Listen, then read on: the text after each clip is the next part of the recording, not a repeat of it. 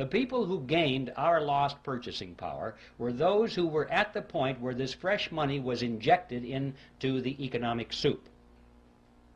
Those at the nozzle get dollars that look the same as all the other dollars, and they have them first, and they can spend them at full purchasing power. But by the time the person who gets those dollars then gives them to the next person and the next person, it goes out toward the edge of the pot, where most of us are, and it gets diluted down. But the ones up there at the nozzle are the ones who have gained our lost purchasing power. Who are they?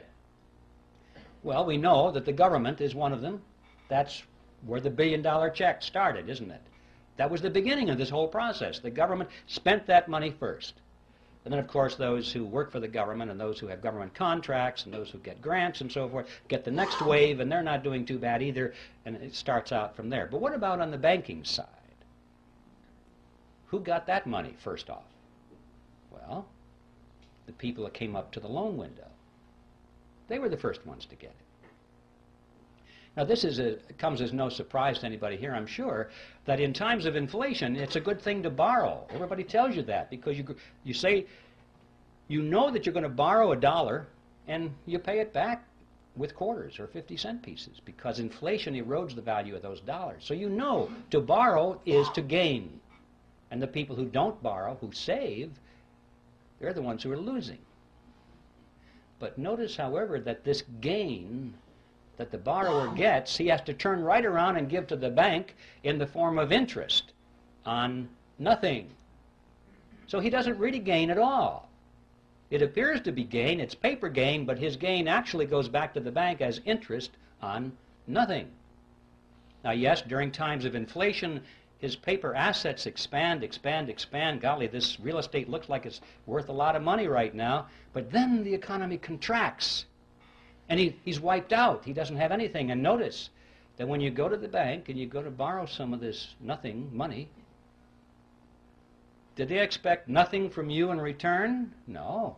They want you to sign over and pledge as collateral your car, your house, your assets, hard assets, not nothing assets. So when the economy contracts and you can't continue to make those payments, they get your marbles. So the bank will do all right, whether it's expansion or contraction.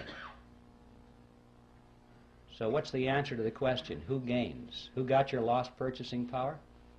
Big surprise, ladies and gentlemen. The two members of the partnership called the Federal Reserve System. It's the government and the members of the banking cartel. Those are the ones who got your purchasing power.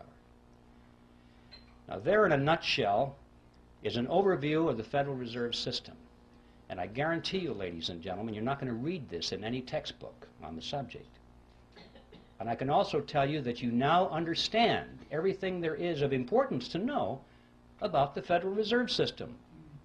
The payoff on the government side is that they're able to tax their people. And don't forget, inflation is a tax. You pay it, you have no escape. It's a hidden tax, but it's a tax just the same. And so the government is able to tax the people without them even knowing they're paying the tax. And on the banking cartel side, they're able to collect perpetual interest on nothing. Now that is the end of part one. Stand by. There's more.